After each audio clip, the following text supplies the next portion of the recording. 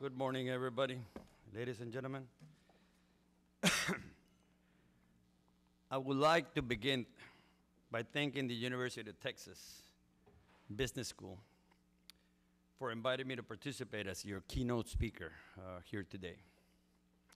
It is a privilege to be here in the company of such distinguished guests and leaders who have contributed so much to our local community. I know that your presence here today is a testimony of your commitment to the economic development of this region.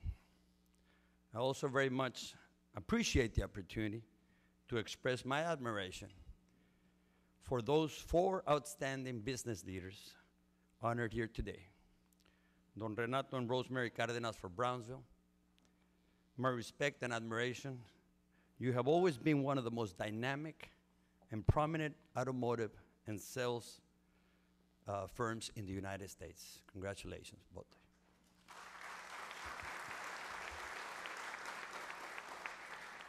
Tudor Yulhorn from Harlingen. Congratulations, Tudor. I am pleased to attest and confirm the great honor, this well-deserved recognition of accomplishment for your distinguished service to your community. I am proud to call you my partner. Ramón Humberto Sampaio from Matamoros, mi respeto y admiración a tu constante lucha por tu comunidad. Como empresario siempre consciente en todo momento de las necesidades de tu sociedad. Muchas felicidades, Ramón.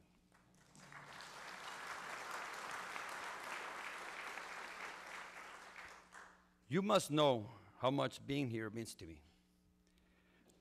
Like many of you, I grew up here and called this community my hometown. I studied at La Salle Elementary School in Matamoros, attended junior high at Marine Military Academy in Harlingen. I went to high school at St. Joseph Academy in Brownsville, where I met my wife, Patricia. Together, we raised our 3 sons and built a family here. Thank you, Patty, for your unconditional love and support. Appreciate that.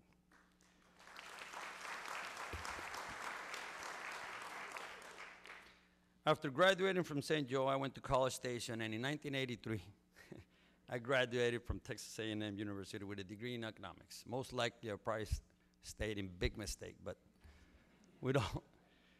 I should have gone to UT, most likely. But in all fairness to the Aggies, I am forever grateful to them for giving me a great education. After being invited here today to address you this morning, I must admit I have been giving much thought in what exactly my message to you would be. I was asked to talk about the Mexican economic dynamics, and I will, believe me, but not before acknowledging what a special audience you are. I am by nature a promoter of Mexico. I love my country. I believe passionately in the promising future it has. I have bet my life's work on it.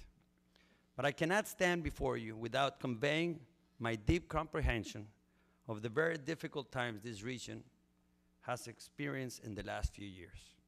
Together with you, I have seen what often seems like hopeless and desperate times. I truly honor you for your perseverance and loyalty to the values to your community.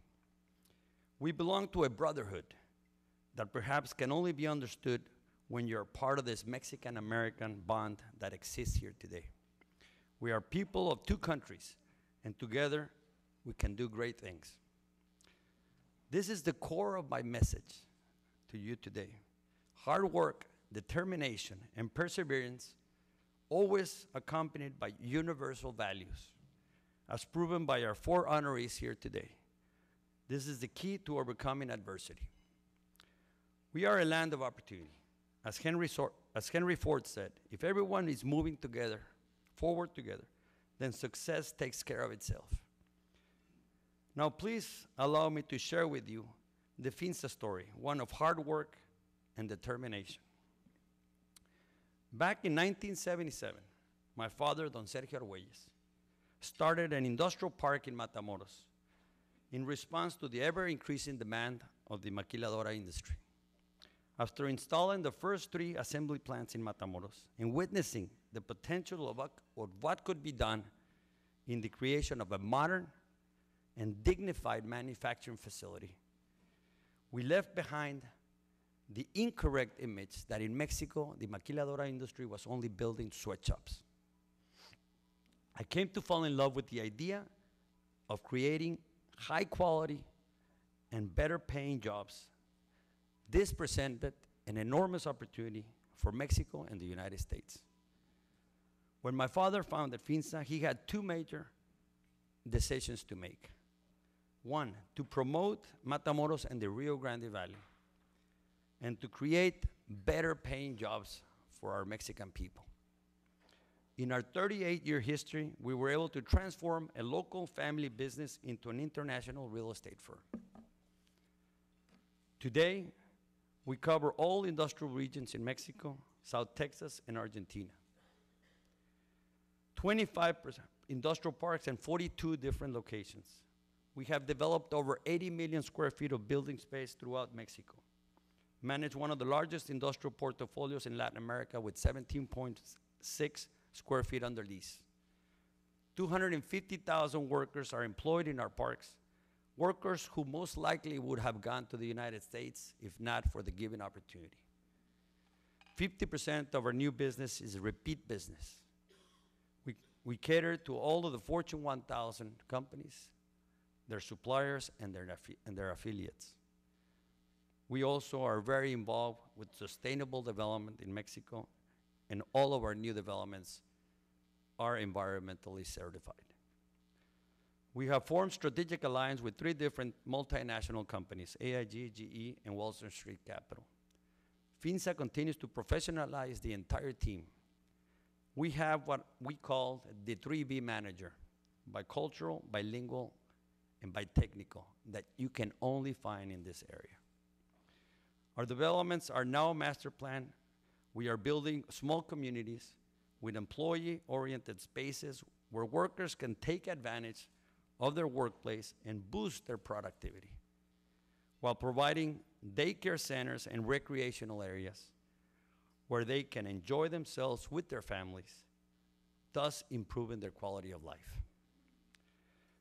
Through the hard work of my mother, Magda, founder of the FINSA Foundation, we were also able to provide academic scholarships from elementary to university to more than 250 students of families with economic disadvantages. You're a great inspiration to us all, Mama.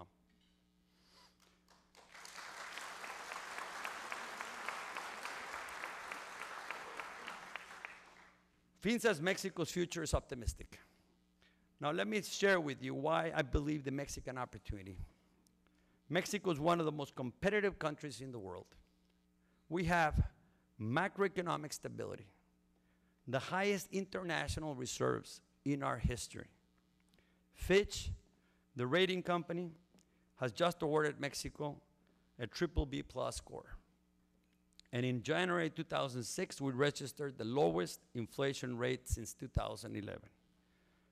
We have strategic geographic locations and competitive costs for global markets.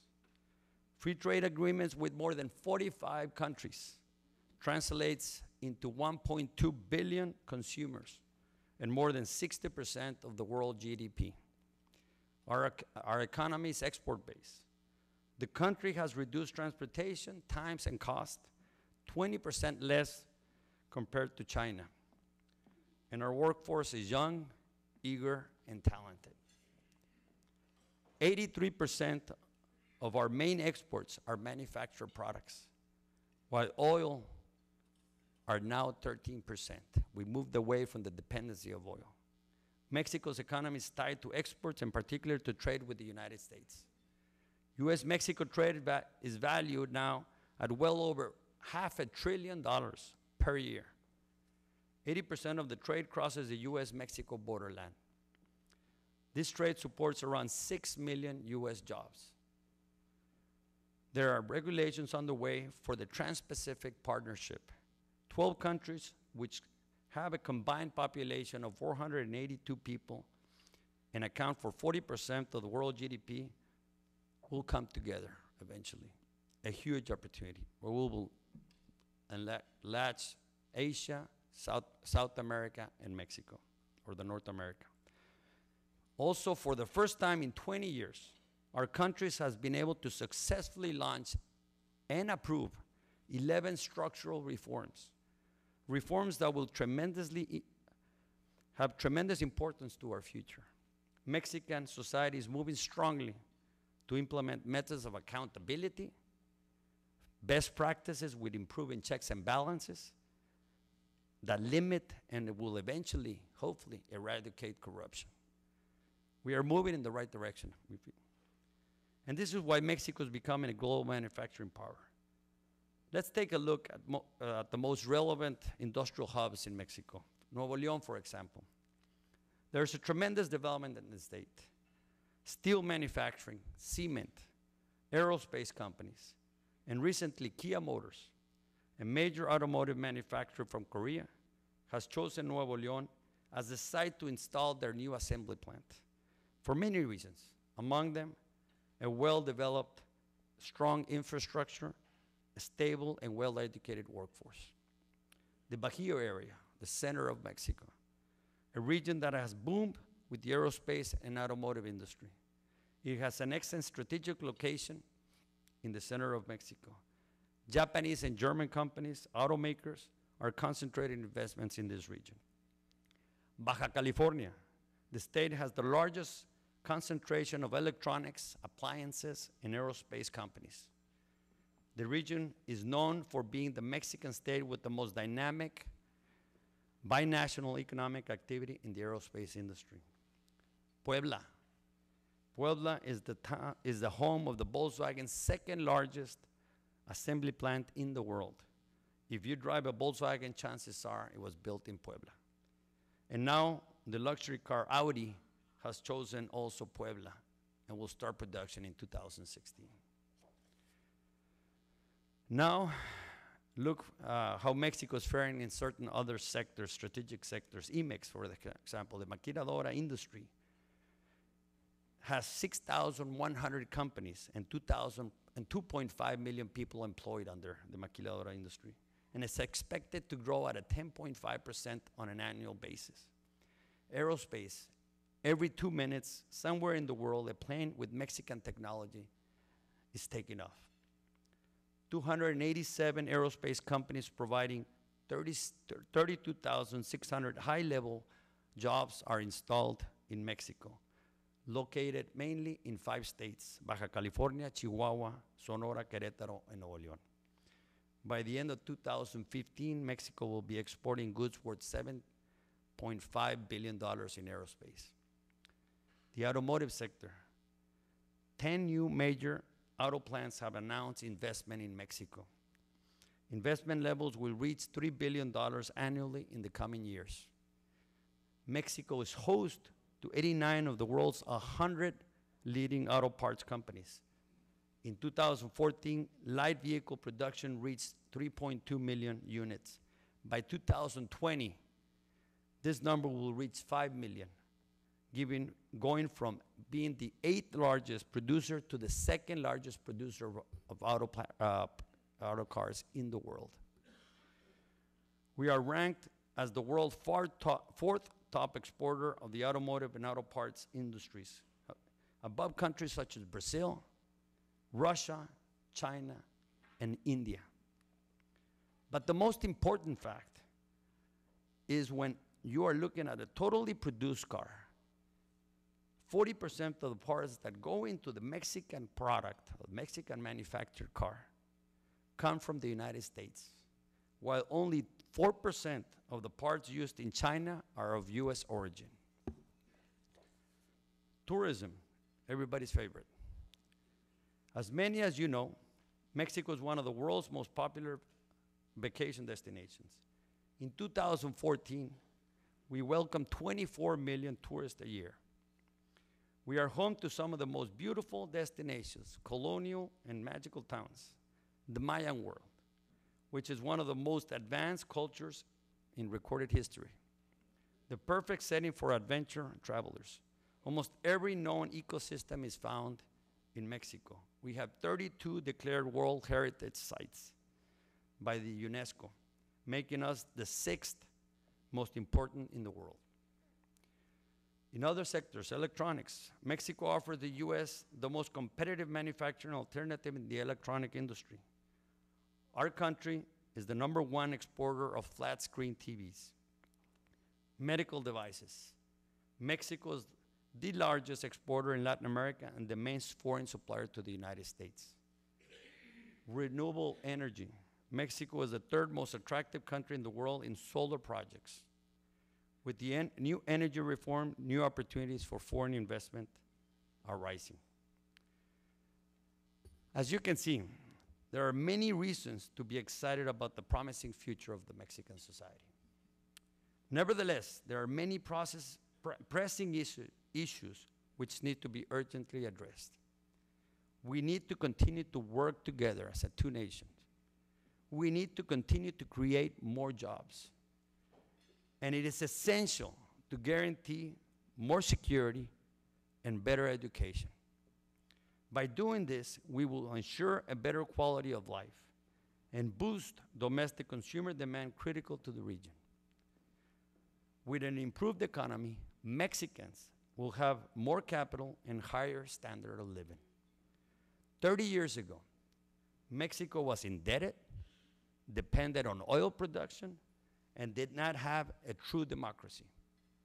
Today, the Mexican people are speaking out and demanding that their government delivers results.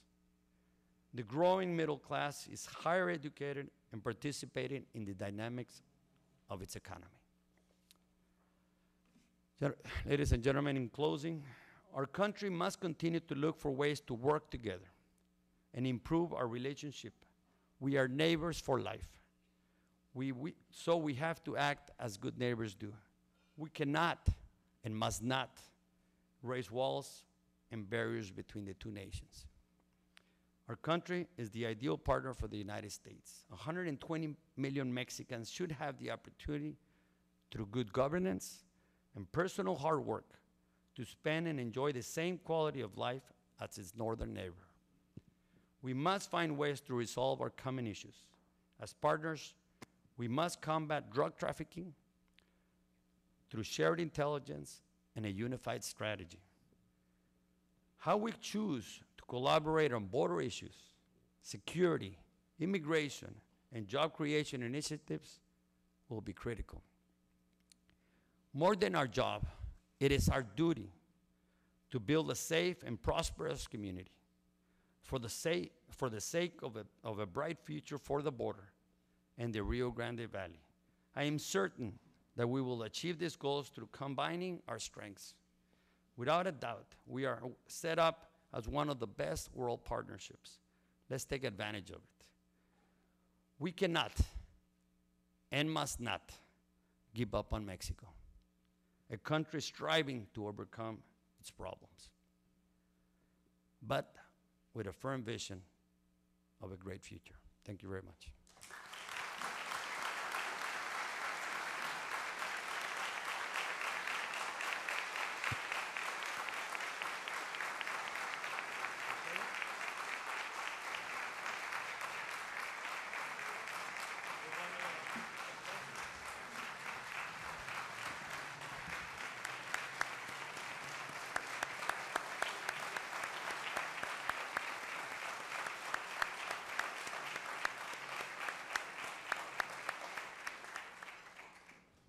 I have been asked that we might have some questions, and if so, what we're going to do is limit it to 3 questions for the larger group, and then we're going to move on with the rest of the program so we get everybody out on time, and then Sergio will be available certainly after the program to be able to answer individual if that's right. Do we have any questions? Yes, sir.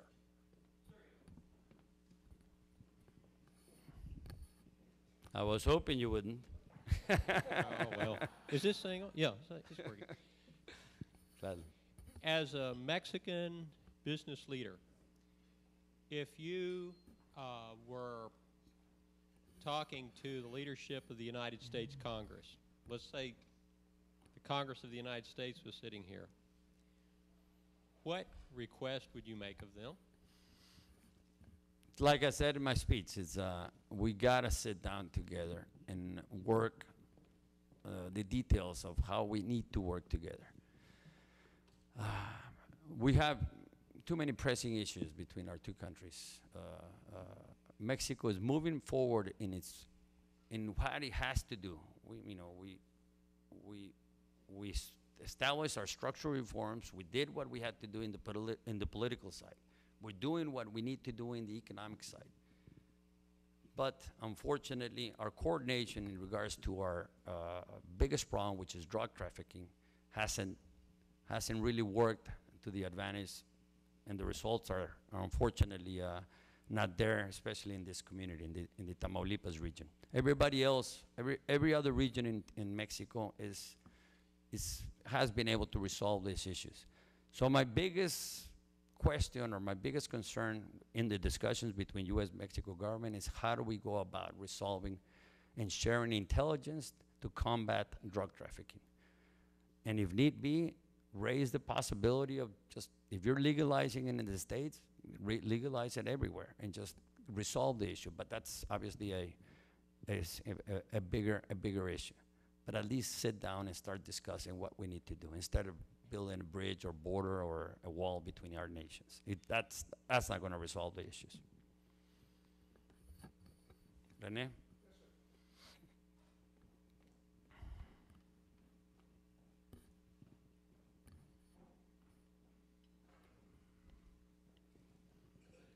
Checo, sobrino.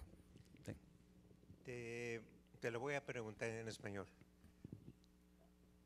Hace unos meses el presidente de México estuvo en Estados Unidos y se entrevistó allá con las altas autoridades, incluyendo al vicepresidente Biden. Y tengo entendido de que se está promoviendo la creación de zonas económicamente francas. Sí. Las Enterprise Zones que le llaman aquí en Estados Unidos. Así es. Bueno, después el presidente Peña Nieto, a raíz de crisis en nuestro país, declaró la creación de zonas económicamente francas en algunos estados que sabemos que están marginalizados, como Chiapas, Guerrero, Oaxaca.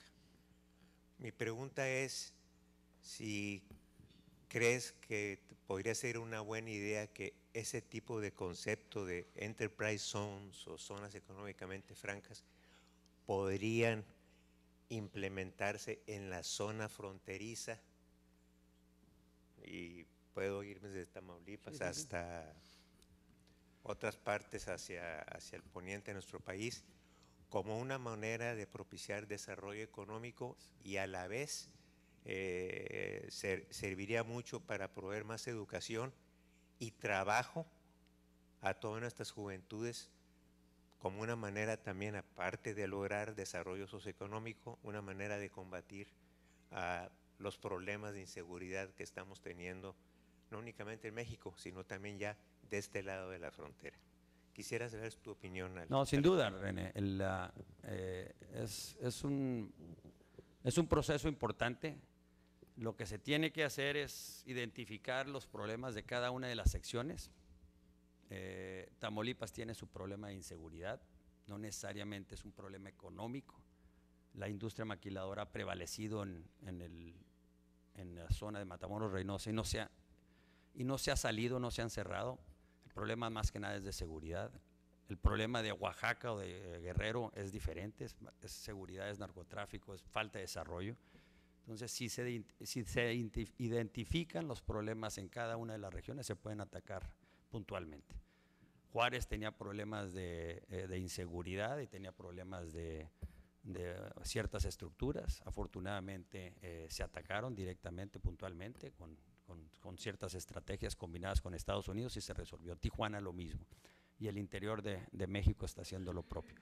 Pero sin duda es una muy buena medida el poder identificar los problemas de cada zona y atacarlos como se debe, ¿no?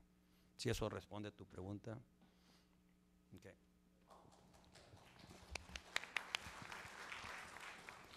Checo, I have one last question for Yes. you. You brought up immigration, and what is the Mexican government doing about immigration to the United States of America? because most of the immigrants that are coming over to the United States are from Central America. They're OTMs, they're other than Mexicans. And the Mexican government could stop that at their border. And do you have any idea what they're doing to stop the influx of immigrants to the United States? It is difficult. There's a huge amount of people coming in from Central America. We're living what you lived in the last 10 years down at the Mexican border. We are aware, or Mexico is aware of the problem, and they're trying to implement some kind of a roadblock to limit that, but it's going to be difficult.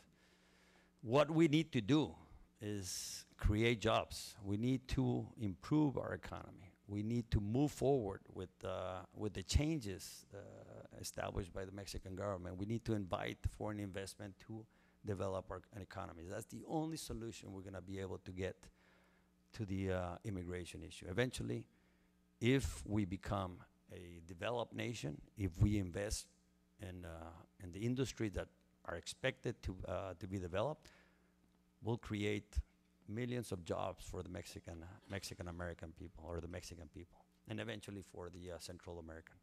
So my solution to the immediate is see how we can block it, but eventually we need to resolve it by generating jobs. And the only way I see how to generate jobs is, what we're doing, generating, inviting foreign investment, the auto plants that are coming in, the 10 new OEMs that is going to put us from being the 8th largest producer of auto units in the world to the 2nd largest is a huge